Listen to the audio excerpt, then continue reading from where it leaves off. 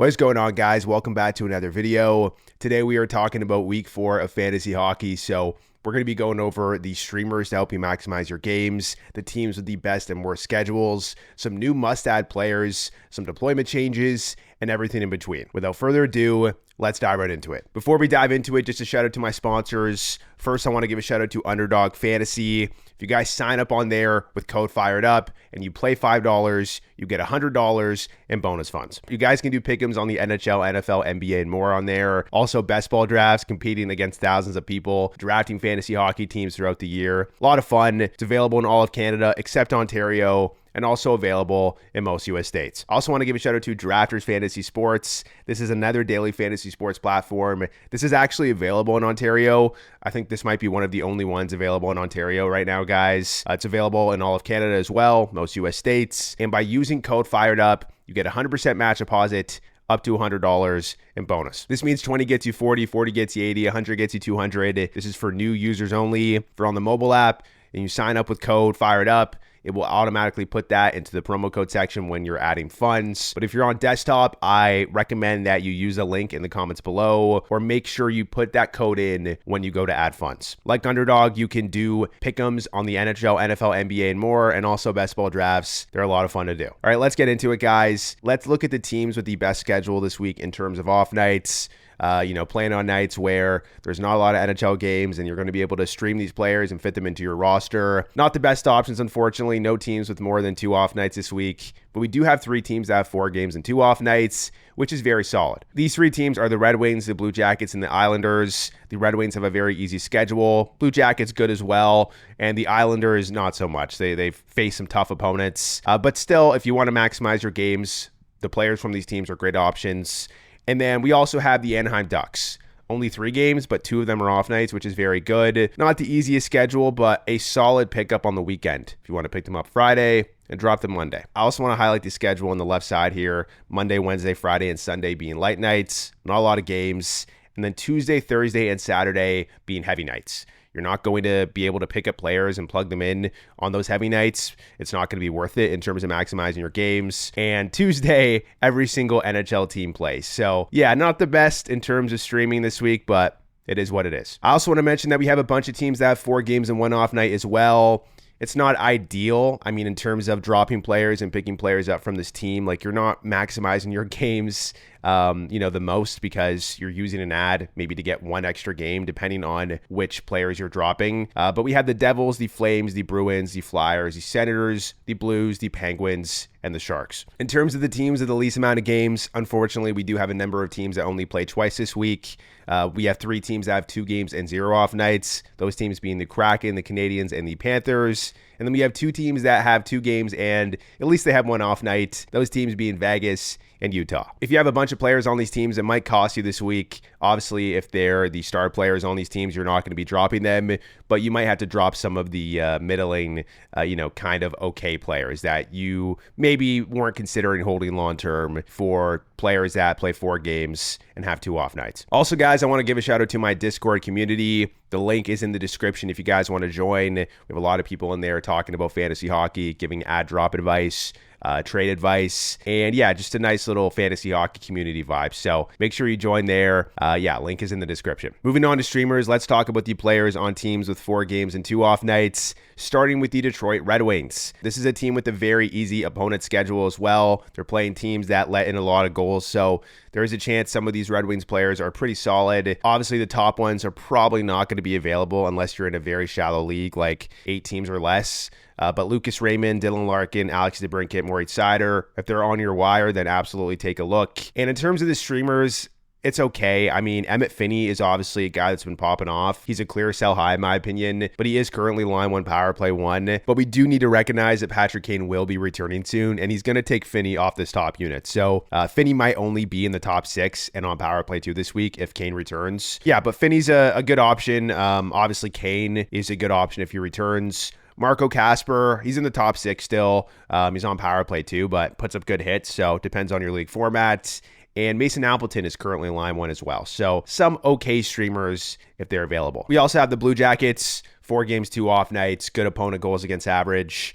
Obviously, Kirill Marchenko, if he's available, would be a great option. I think Sean Monahan's a great option. I think, he's bouncing back. That Voronkov, Marchenko, Monahan line is great. Definitely a buy low in those deeper leagues. Dmitry Voronkov, same deployment as Monahan, has been very solid. Adam Fantilli, he's on power play 2 and line 2, but he's still a solid stream depending on the size of your league with these off nights. Ken Johnson, back on power play 1 in the top 6. I have some concerns with his even strength ice time, but, still a solid stream on this top unit. And then Boone Jenner, no longer in power play 1, but in the top 6 still, and puts up really good peripherals. We also have the New York Islanders here with 4 games and 2 off nights. Not the easiest schedule, but definitely some solid streaming options. Matthew Barzal, if he's available, Bo Horvat, Kyle Palmieri, who's very low rostered, but has great deployment and good peripherals. Jonathan Drouin, also very low rostered, line 1 power play 1. Matthew Schaefer, obviously, if he is somehow still available. Emil Heineman, line 1,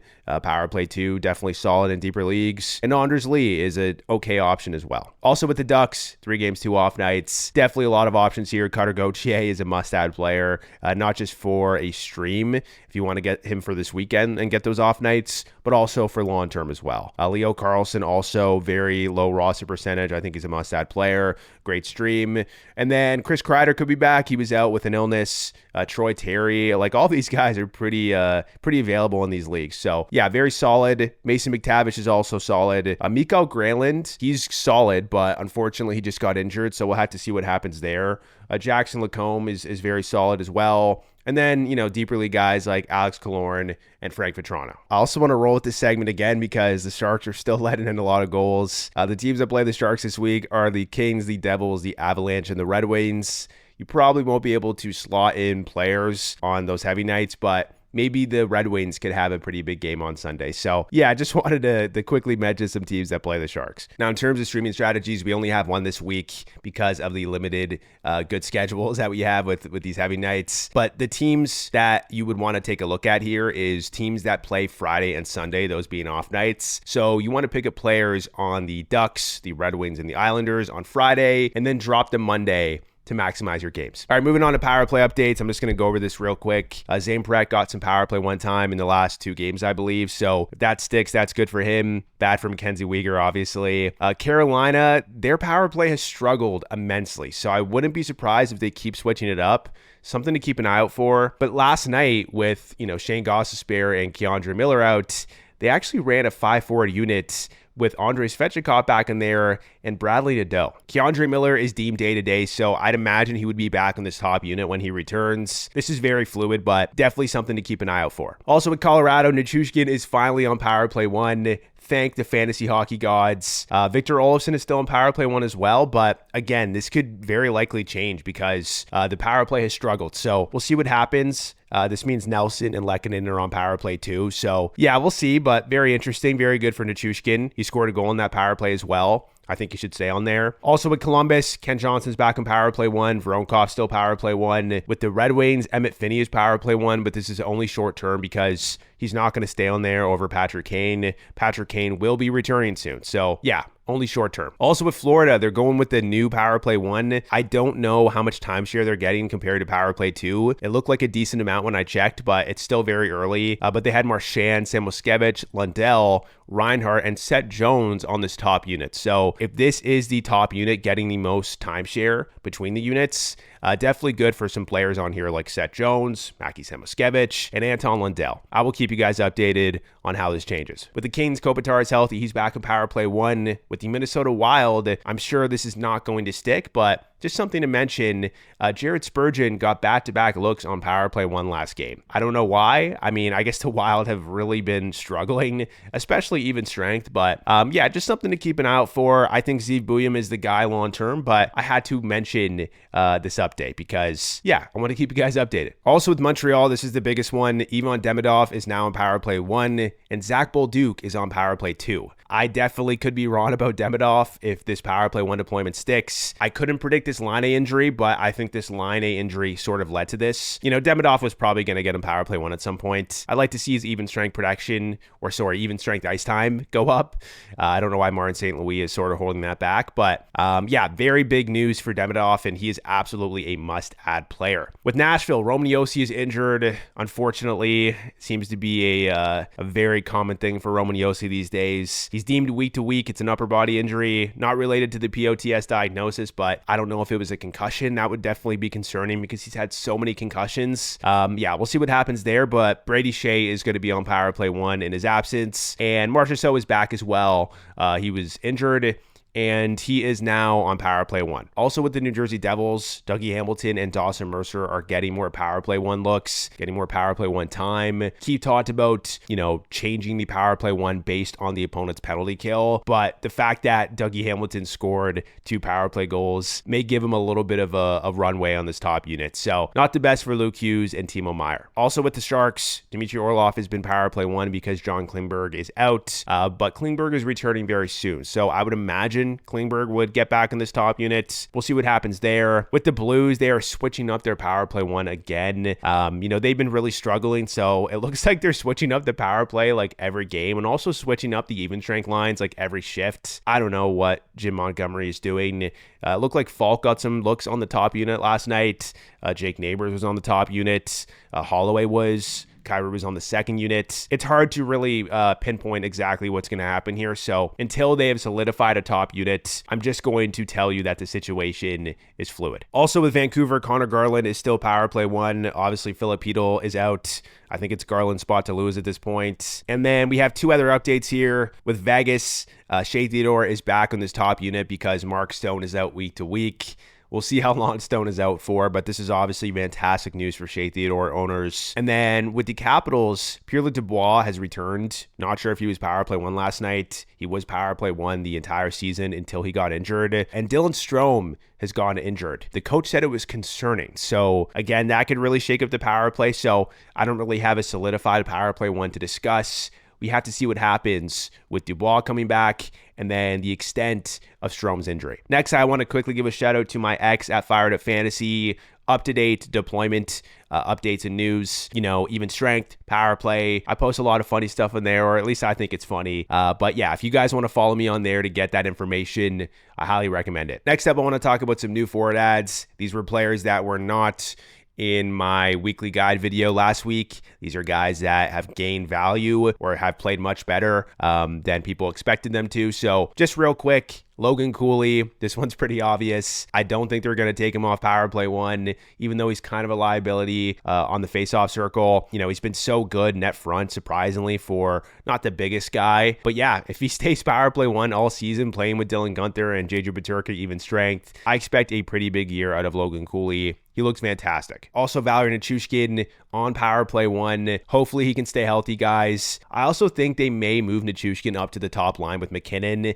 and Natchez down to line 2 because, even though McKinnon and Natchez have been so good together, I think they want to balance the lines out because, Brock Nelson and Landeskog have not been good. Natchez could give some juice to that line. So something to keep an eye out for. If Nichushkin can get line 1 and stay on power play 1, he's going to have some insane weeks and he could be available with some people panicking and dropping him early on. So yeah, definitely a massive fan. I drafted a lot of them this year, so I hope this sticks. Next, we have Ivan Demidov of the Montreal Canadiens, now on power play 1. Got 2 primary assists on that top unit last night. With Line gone, there's no question he should be on this top unit. Only 68% rostered. I'd like to see more even strength ice time, but yeah, very good news for Demidov. Absolutely a must-add player. We also have Dawson Mercer here in the top 6 and on power play 1. His looked really good out there. That line of Hischier, Meier, and Mercer has been elite. We'll have to see about power play 1 though, because obviously Keith talked about them putting out different top units against opponents' penalty kills, depending on what the penalty kill looks like.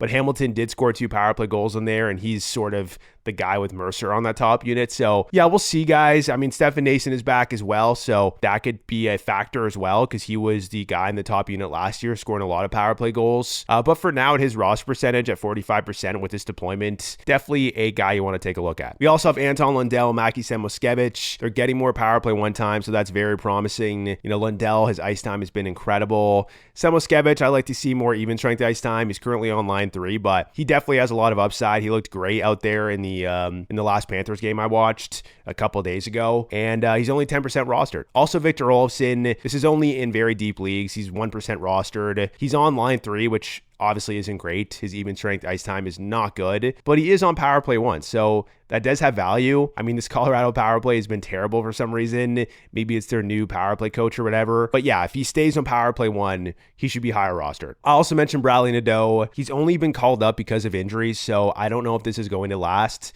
but he is an exceptional player. I think he has a bright future in the NHL. And he was getting some power play 1 time last night. They were running a 5-forward unit. Again, this is only because Keandre Miller and Ghost is out. So I wouldn't recommend Nadeau unless you're in a very deep league, like, 14 teams or more, 16 teams or more. But if he stays with the team, he could be worth a look. So just wanted to mention him. We'll see what happens. Next, I just want to quickly go over some under roster forwards. I'm not going to spend time talking about these players. The gist is that their deployment is very good. They're in the top 6. They're on power play 1. I think their roster percentage is too low on Yahoo. Not telling you to go rush to add all of them. It depends on your league size. Depends on who you be dropping. It depends on a lot of factors, but I think these guys are under rostered, so let me list them off. Cutter Gauthier, this one is a no-brainer. Amazing ice time, amazing shot volume, looks great out there.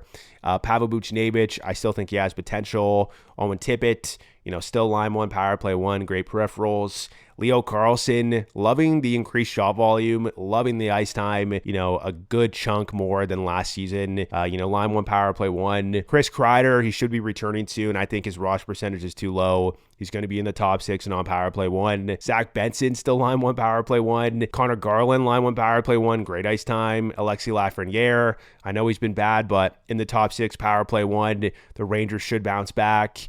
Jake DeBrusk, line 1, power play 1. Decent peripherals. I think he's going to be decent, and I think he should have a higher roster percentage. Dmitry Voronkov, line 1, power play 1. This one is a no-brainer as well at his roster percentage. Troy Terry, I know he's on line 3, which isn't great, but we do have a Granlund injury, so maybe that can change the lines up a bit. We will see. He's been playing good lately. I just think 15% rostered is too low. Sean Monahan, I get it. He's been underperforming, but I think he's going to bounce back. Line 1, power play 1, amazing ice time. I'm a fan of him as an ad. We also have Josh Doan here. Obviously, his roster percentage has gone from like 1% to 25%, but I think it should be around like 35 to 40% with the way that he's playing and the deployment. Not telling you to drop really good players for him, but as long as he's getting like top 6 ice time and on power play 1, he will have value. And he also looks pretty good out there. So yeah, I think he's a solid ad. We also have Kyle Palmieri, very, very underappreciated here in the top 6 on power play 1, only 7% rostered. And then moving on to the next page here, Ryan O'Reilly, line 1, power play 1. I know he's only a pure C, but 13%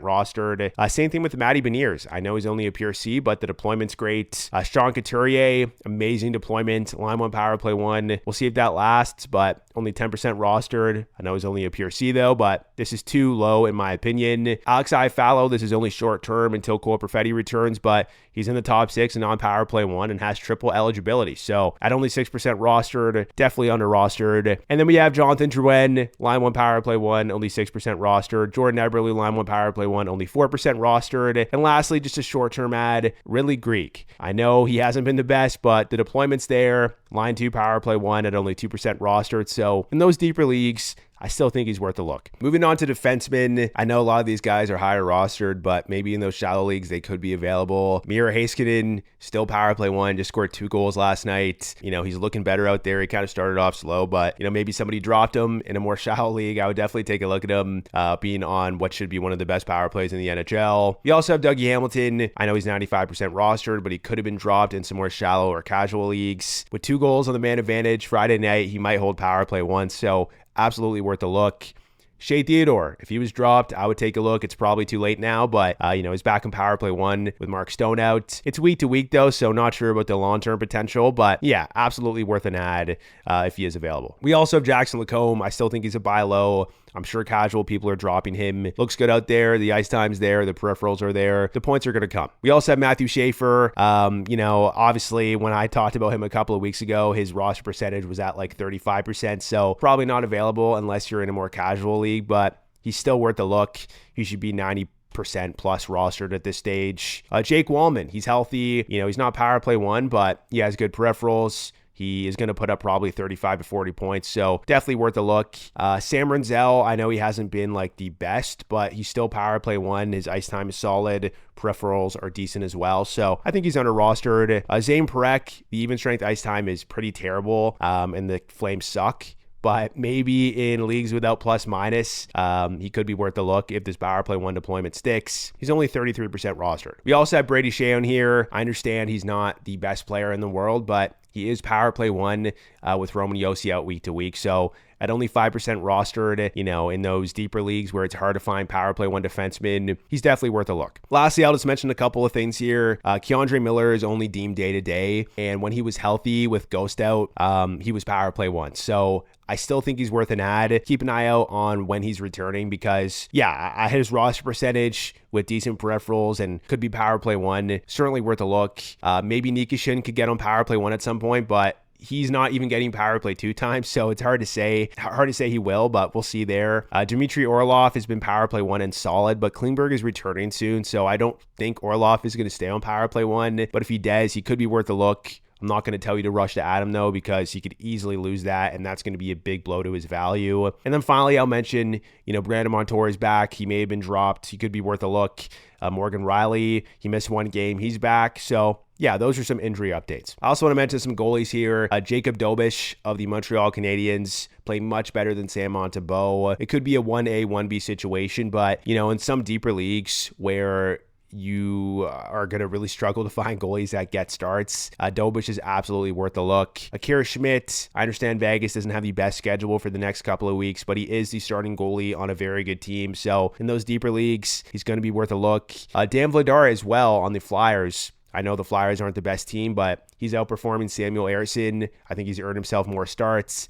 And in those deeper leagues, he's definitely worth a look. I also mentioned that Karel Melka is still under rostered, in my opinion. Utah's been very good. He's been very steady. I think Stuart Skinner is under rostered as well. He's been okay this year. The Oilers will eventually start winning some games, and he could see the majority of the starts. So, yeah, I think he's solid. And then I'll mention that Jacob Markstrom is returning soon. So keep an eye out for that. I also want to quickly mention that we did have some injuries that were sustained in Saturday's games. Dylan Strome, he did return for a shift, but the coach called it concerning, which I don't love. Rupe Hintz, he got hit shoulder to shoulder. Might have been a little bit to the head, so I don't know if it's a concussion or a shoulder injury, but I'm definitely concerned. I drafted a lot of Rupe Hintz, so hopefully he's okay. Ricardo Raquel, people are saying that it could be a broken hand, so that's something to keep an eye out for. Robert Thomas, upper body injury. Mikael Granlund, lower body. We don't have the updates just yet because these injuries just happened, but these could have pretty big implications in fantasy. So I will keep you guys updated.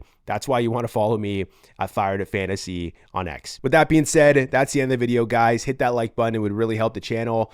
Subscribe, and I will catch you in the next one.